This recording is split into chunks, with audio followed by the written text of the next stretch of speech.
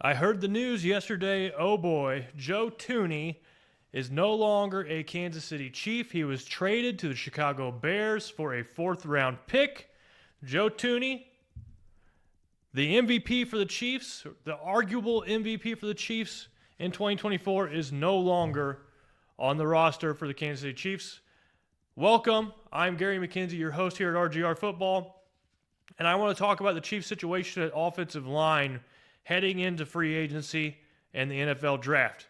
So Thuney traded to the Chicago Bears, a move that makes sense for the Chicago Bears because they needed some more protection for Caleb Williams. They get a solid all-pro level guard who has played in multiple Super Bowls with the Patriots and the Kansas City Chiefs. It is a deal that made sense for the Chicago Bears. Good move on their part. For the Kansas City Chiefs, as much as I hate to say it, it is also a deal that made sense for the Chiefs. Joe Thuney was going to be 33 years old. He had 1 year left on his contract, and the Chiefs had to be cap compliant by the start of the league new year on March 12th.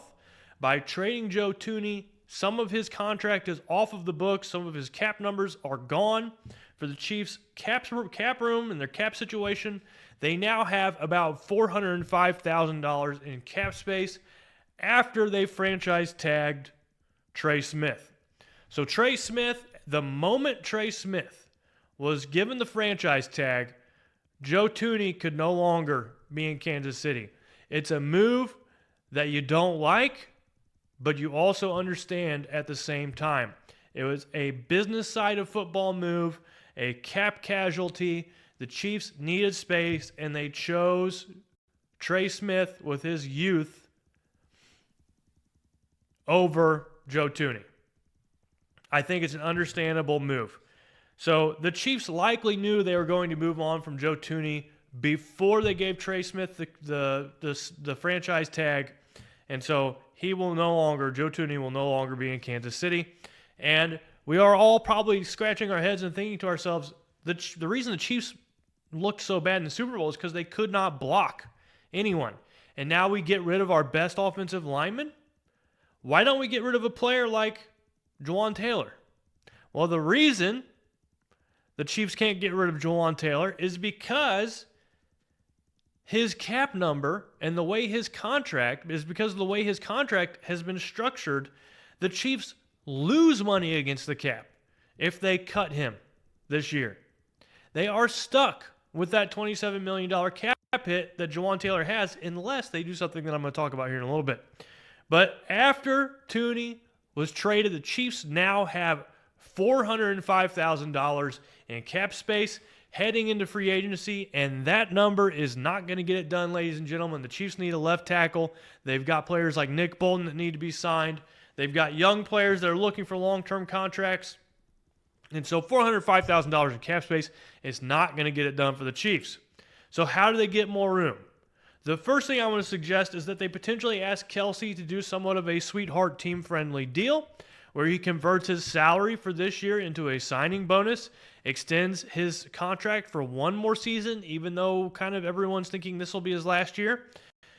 You could kick the can down the road, save some money this year, give Kelce money via a signing bonus, extend him one more year, and then next year you pay the piper and see what happens there. So that's one thing the Chiefs could do. They could also do the trick where they convert Mahomes' salary into a signing bonus. They've done this several times, saved themselves tens of millions of dollars against the cap multiple times. They could do this again if they wanted to, and I would suspect that they will. Another thing that they could do to free up some space is they could finalize a long-term deal with Trey Smith. So currently Trey Smith on that franchise tag is making about $23 million a year, or making $23 million in 2025 against the cap. If the Chiefs were able to sign him to a long-term deal, which I think they will, you could reduce that number substantially and find room for other players to come into the team, like Nick Bolton, re-signing him, a couple other players the Chiefs need. Another thing they could do is they could sign Trent McDuffie and George Karlaftis to long-term deals. Both of those players currently have a cap hit of around $4 or $5 million. While signing those players to long-term deals won't necessarily make the cap hit for this year reduce too terribly much, it could save the team around, $2 million, which every little bit counts in free agency. Lastly, regarding Jawaan Taylor, this is where I'm going to be outside the box and think outside the box a little bit. I would do almost anything to find anyone, any team, to trade anything for Jawaan Taylor. I want him off the books in Kansas City so badly. That $27 million cap hit and that contract that Jawaan Taylor signed with the Chiefs has been the worst contract that Brett Veach has offered to a player during his tenure as a GM in Kansas City. This is a huge weight around the Chiefs roster's neck that is holding them back. So I would be willing to do something even as crazy as giving up a 6th or 7th round pick to a team that would take Jawaan Taylor. I would give up a pick to get Jawaan Taylor off the roster, and I don't think that it would cause a huge impact on the level of play because, one, Jawaan Taylor has had a ton of penalties in Kansas City, and two, has he really done that good of a job protecting Mahomes? I think Wanya Morris could step in and play just as well, or close to as well, and save the Chiefs a ton of money against the salary cap. So now's your chance in the comments to let me know if you think I'm crazy for wanting to do drastic measures to get Jawaan Taylor off the roster for the Chiefs. Would you be willing to trade a 6th or 7th round pick, give up a pick for another team to take his contract off of the Chiefs' books? Do you think that's too outside the box? Do you think that's crazy? Do you think the Chiefs' best route is to stay the course, keep him at right tackle, go one more year, and then get rid of him? But all that said, the Chiefs are going to need to free up some space to solve this offensive line, this left tackle puzzle. I think that in terms of the hole that Joe Thuney is going to leave, the Chiefs have replacements for that role. They could use Caliendo. They could also play Suamataia at guard, which a lot of people inside Kansas City think that's what they're going to do. So that still leaves the left tackle position as a huge question mark for the Chiefs. And there's two players I want Kansas City to consider. One of them is Ronnie Stanley. The other is Cam Robinson. So Ronnie Stanley, Baltimore Ravens left tackle. Very, very interesting player. High risk, high reward type left tackle. He will be 30 or 31 years old in the 2025 season.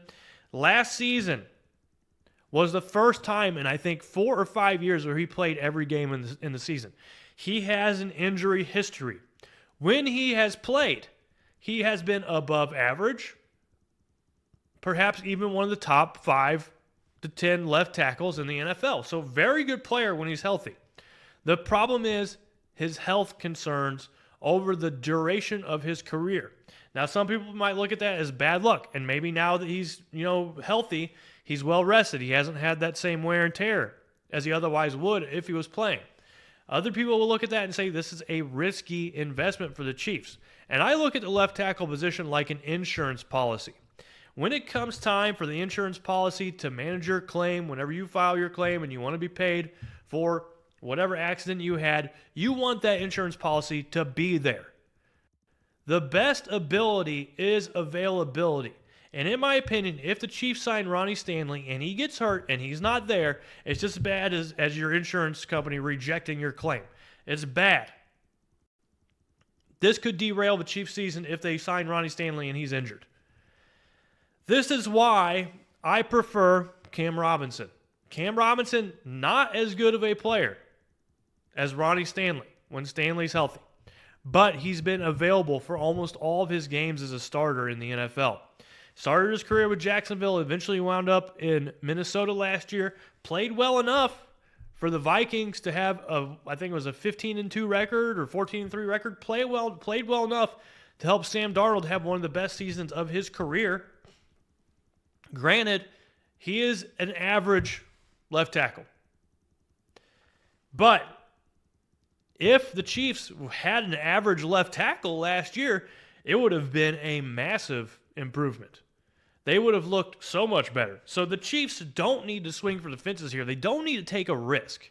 They took a risk last year when they drafted Suamataia, thinking he could fill in at the left tackle position, and that did not pan out.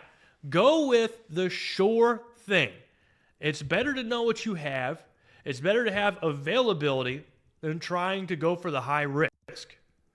This is what the Chiefs need now. They need consistency at the left tackle position, and my money would be on Cam Robinson fulfilling that role.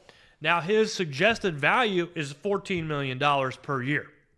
The problem with that number, and the problem with the left tackle position in the NFL as it relates to free agency and the draft, is that there are 16 teams. Half of the NFL needs a tackle. Now, not all these teams need a left tackle, but half the teams in the NFL need a tackle. This could potentially drive up the market value and turn that $14 million a year number into something the Chiefs don't want to pay. And if the Chiefs cannot find a consistent starter at the left tackle position, they will be forced to look at the draft. And in the draft, I think the top two guys, no way, no how are they going to go to Kansas City. Now, it becomes a bit of a mess after that because different groups have different left tackles in different areas. So there's not a consensus. The top two players, there's a consensus. After that, the general rule that I've seen is that Armand Membeau and Josh Simmons will be the next two players taken at left tackle outside the first two. So if Simmons or Membeau fall to the Chiefs or get anywhere within striking distance for the Chiefs to trade up, they have to go get either of these two players.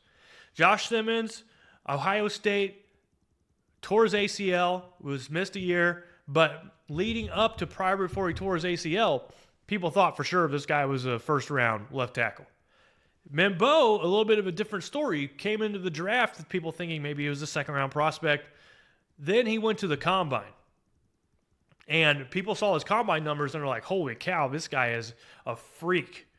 And his draft stock just skyrocketed, and now he's probably going to be a top 15, top 20 pick, in my opinion.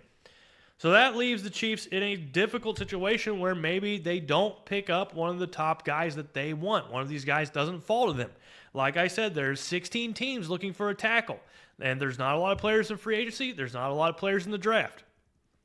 And so that means a player like Josh Connerly, offensive tackle from Oregon, might be there at 31 for the Chiefs. But then you get in the same problem as you were in last year, where the Chiefs drafted Suamataia, had some work to do.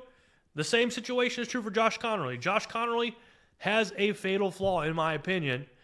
While everything else about him looks good, he has difficulty anchoring. And we saw what happened to a left tackle versus the Eagles in the Super Bowl that had a difficult time anchoring. Joe Thuney was on skates all game long. So can Josh Connerly stop a bull rush? Can he anchor? And right now, according to what I hear coming out of Oregon, that's not the case. So I'm using Josh Connerly as an example because this is what you get at pick 31. You're not going to get that guy that has all the traits for an NFL starting left tackle on day one. You're taking a risk at that place in the draft. So to me, if I'm Brett Veach, I want to minimize that risk. I took a risk last year. It didn't work out. Let's go take the sure thing. So if I'm Brett Veach, I am going guns blazing after Cam Robinson. If he differs in opinion from me and goes after Ronnie Stanley, I'll also be okay with that because at least you know you got a good player. Maybe they won't be available, but the level of play is there. If they cannot get one of these players in free agency, if they cannot find a starting left tackle in free agency, then they have to rely on the draft. And at that point in time, it turns into a numbers game where I would expect the Chiefs to spend 2 of their 6 picks on offensive tackles. And you don't want to see that, but that's what the reality of the situation is. They usually have this approach with their players in the secondary, just grab a bunch of guys in the late round and see who pans out. I think something similarly might happen with the offensive tackle position if they can't find anyone in free agency. They have to pick one early in the draft and one late in the draft and then to see which guy works out. But that's where I stand at the Chiefs' offensive line puzzle. It sucks that Joe Thuney is no longer on the Chiefs. A beloved player, very good player. I think Chiefs fans adored him, which they should have, but he's gone, and time marches on. The NFL is a business. The Chiefs have to do the best they can do to prepare them for success, not only next year, but for years to come. So that's it for the video. As always, thank you so much for sticking around for the whole video. Hit that like button if you have not done so already, and also subscribe if you want to see content like this more regularly. But this is Gary signing out. We're getting closer to free agency. It's going to get crazy here in a little while, but let's see how it pans out. Hopefully the Chiefs can find that left tackle. Y'all take it easy. Thanks for watching this video from the team at RGR Football. Click these videos to see more and subscribe to RGR Football.